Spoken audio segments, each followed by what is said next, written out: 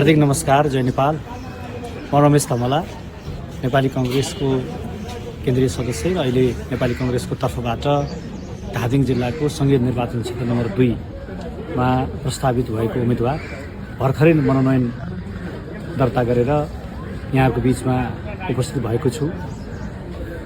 धादिङ जिल्लाको यस निर्वाचन क्षेत्रभित्रका सम्पूर्ण मतदाता दिदीबहिनी दाजुभाइहरू र युवा पुस्ता सबैलाई म हार्दिक अपिल गर्न चाहन्छु। लामो समयदेखि धादिङको राजनीतिमा र नेपालको राजनीतिमा सुख दुःखमा यहाँहरूको बीचमा काम गर्दै आएको एउटा परिचित अनुहार हुँ जस्तो मलाई महसुस हुन्छ। यो पटक पार्टीले मलाई नेपाली कांग्रेसको तर्फबाट रोक चिन्ह दिएर यहाँहरूको घर दैलोमा पठाएको छ। मैले बारम्बार भन्ने गरेको म जनताको सेवक भएर काम गर्न उत्साहित एउटा नागरिक हुँ। यो अवसर पार्टीले यहाँहरूको जिम्मामा सुम्पेर पठाएको छ। यहाँहरूको घर दैलोमा आउने धेरै प्रयास र प्रयत्न मैले बारम्बार गरिरहेकै छु, यो पटक पनि गर्नेछु। मैले अपेक्षा गरेको छु यहाँहरूको अमूल्य मत दिएर यो पटक धादिङको समग्र विकासका निम्ति आवाज बुलन्द गर्न पार्लियामेन्टमा मलाई यहाँहरूले पठाउनु हुनेछ। धादिङको आवश्यकताहरू मैले राम्रोसँग पहिचान गरेको छु।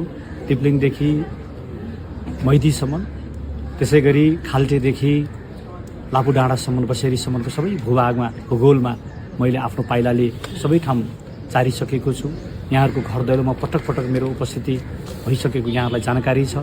तसर्थ यो पटक यहाँहरूले मलाई मत दिएर यो अवसरमा मेरो लागि मद्दत पुर्याउनु हुनेछ। मैले बारम्बार भन्ने गरेको एउटै कुरा हो, म जनप्रतिनिधि कस्तो हुनुपर्छ भन्ने कुरा आम जनताले खोजिरहेको बेलामा यहाँहरूले सोचे जस्तो जनप्रतिनिधि भएर धादिङको विकासका निम्ति यहाँ चाहिँ सबैभन्दा ठुलो आयोजनाको रूपमा रहेको बुढी गण्डकी परियोजना जसरी पनि सम्पन्न गर्नुपर्नेछ। हामी बीचमा रहेको आँखु नदीमा रहेका थुप्रै हाइड्रो पावरका प्रोजेक्टहरू अहिले अस्तव्यस्त भएको अवस्था छ। त्यो जनताको हितमा हुने गरी त्यो काम सम्पन्न गर्नुपर्नेछ। गुठीको ठुलो समस्या छ, श्री 5 को बाई गुठीको, त्यो समस्या हामीले समाधान गर्नुपर्ने अवस्था छ। रोजगारीको ठुलो आवश्यकता हामीले पहिचान गरेका छौँ। त्यसका निम्ति रुबी भ्यालीभित्र अन्तर्राष्ट्रिय स्तरको क्लाइम्बिङ स्कुल स्थापना गरेर हामीले धादिङ जिल्लालाई पर्यटनसँग जोड्ने प्रयत्न गरिरहेका छौँ। त्यसलाई लिपिबद्ध गर्नुपर्नेछ। यी सबै काम गर्नका निम्ति यहाँहरूको अमूल्य मत नभइकन म त्यो सम्भव देख्दिनँ।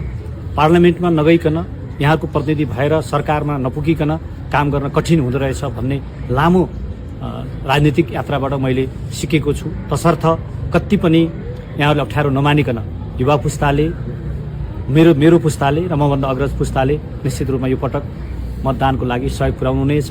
यही मेरो साझा कमिटमेन्ट रहनेछ। धन्यवाद।